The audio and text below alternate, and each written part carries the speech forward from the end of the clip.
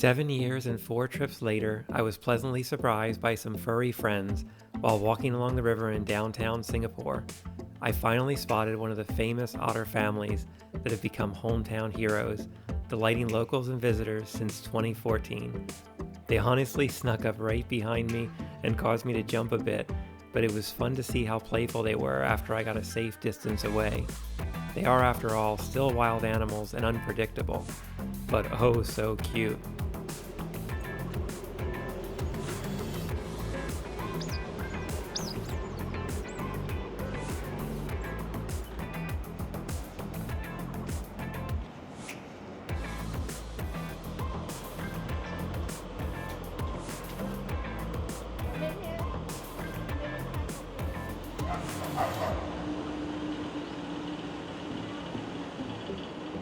Well, at least the weather's a little bit cooler here today in Singapore.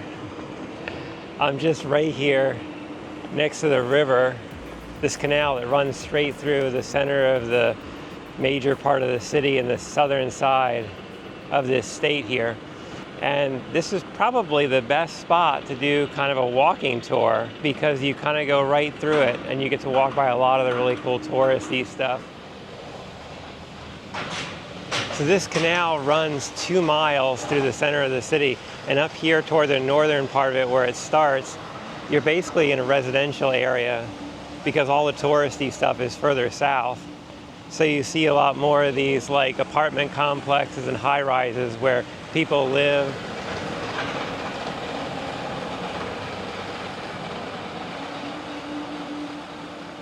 Something that you'll see out here as well is a lot of people pushing prams with babies. You'll see a lot of people jogging, which is always funny to me because in Asia, nobody really jogs. It's not part of the culture, but here in Singapore, maybe it's the fact that it was a colonial part of the British colonies. Maybe that's where they get it from. I don't know. It's so hot too. I don't know why you'd want to run. One thing that's really nice is that they have all these bridges that kind of go across the river here, so you can go from one bank to the other fairly easily, and there are just probably every couple hundred feet there's another bridge, so very easy to get across. You're going to see a lot of people walking their pets as well, a lot of dog walkers here. But besides those animals, you can see some wild ones. You can see some water monitors, those big lizards along this way sometimes. And there are famous otters that live here in Singapore. And of course, lots of restaurants along here. All kinds of different food that you can eat, whether you're stopping for breakfast, lunch, or dinner. This river eventually feeds into the Marina Bay, which is where all those tall, massive buildings are, the skyline that you always see of this city. And until you get closer to that, this feels very, very local. People walking to work, going about their daily lives.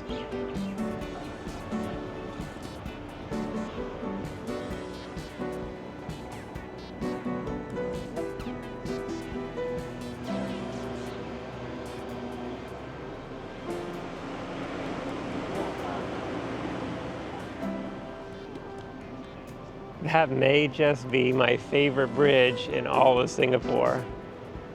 It's so colorful and kind of cute and quirky.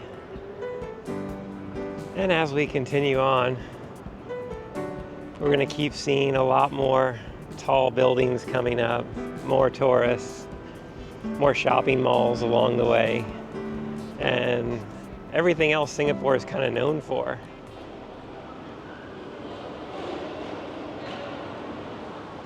So while I'm here today, I'm trying Luckin coffee, which is from mainland China. It started in Beijing back in 2017 after I had already left there when I was living there before as a teacher.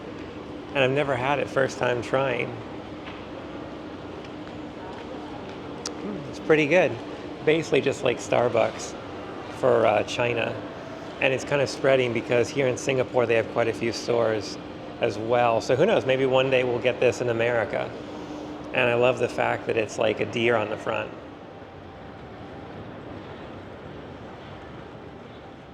All right, now coming up along here, you're going to see a lot more boats in the water. They're doing like little touristy cruises. And you'll also see some really, really nice restaurants as well.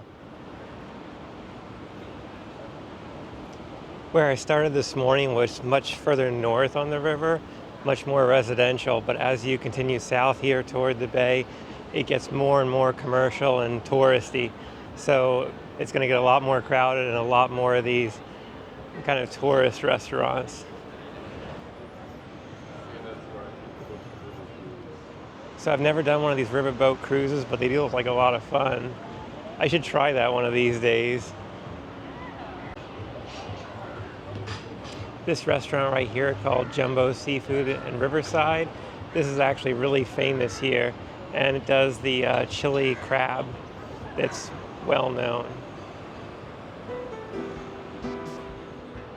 As you're looking over at all these shops and restaurants here, right behind those there's a green space, and that's a really famous park called Fort Canning. That's actually a lot of fun to go to, especially if the weather is not too hot and you can walk around. There are some really interesting things to check out.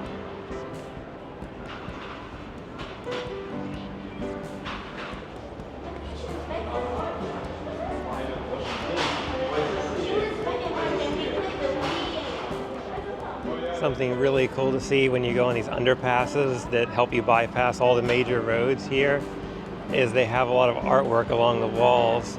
Some of it really, really cool and interesting.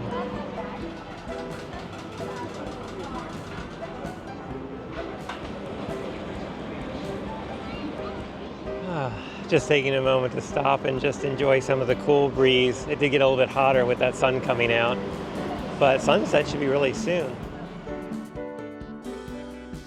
I've never lived in Singapore, but I've been a few times, which is why I can kind of talk a little bit more about it now than I used to be able to. And I do really enjoy this city for everything that it has to offer. So what's going to happen is you're going to sit at a big table. Okay. Those tall buildings up there, that's right next to the bay. That's where we're headed. Okay, now here's where everything hits the fan, because this is where it gets really, really crowded. So many people and so many restaurants here, all with somebody waiting outside them trying to lure you in with a deal or some delicious meal they're serving there. I prefer the hawker centers myself, especially the non-popular ones.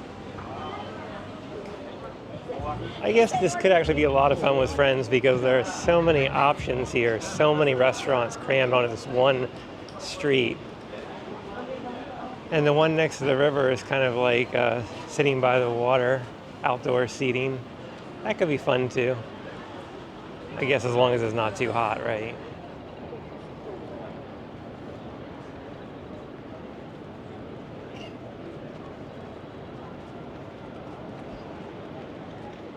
Something that I just noticed over there that made me think a little bit was seeing a lot of British-style pubs and restaurants.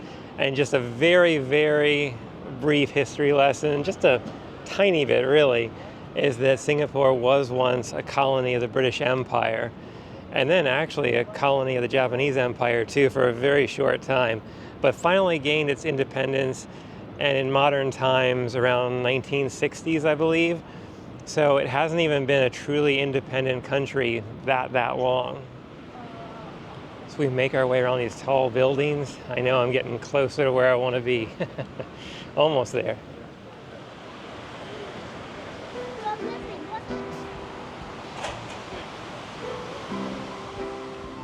There are some pretty fun statues as well as you're walking along here. But there's one in particular that I'm going to get to that you should recognize if you know anything about Singapore.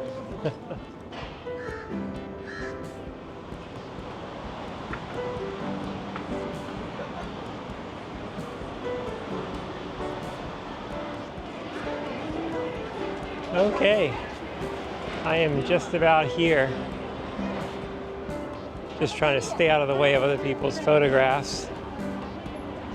But I'm finally next to the bay. And there it is. What I've come all this way to see.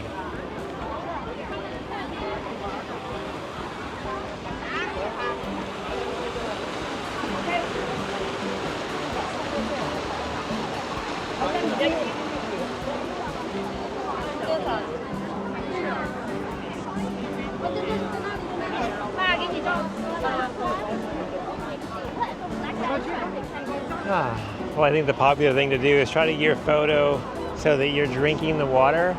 I don't know if that looks right or not, but that's what everybody's doing. This might be the most popular tourist attraction in the entire city, the Merlion Statue, which is also kind of the city's mascot. Anyway, I hope you guys really enjoyed this tour of Singapore through the Singapore River down to the bay. This is an easy way to enjoy the day out, walk leisurely, check out some of the restaurants, take lots of breaks because it will be hot, and just have a great time here. Anyway, stay safe, healthy, and happy, and I'll see you in the next one. Bye for now.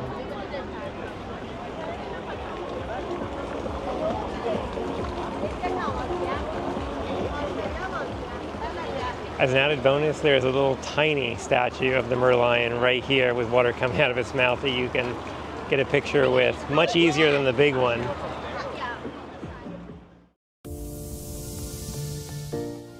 Thanks for joining me today. Life's a journey meant to be shared. Remember to always travel with an open heart and an open mind. Enjoy the ride and keep your eyes on the horizon for the next adventure. I'll see you out there.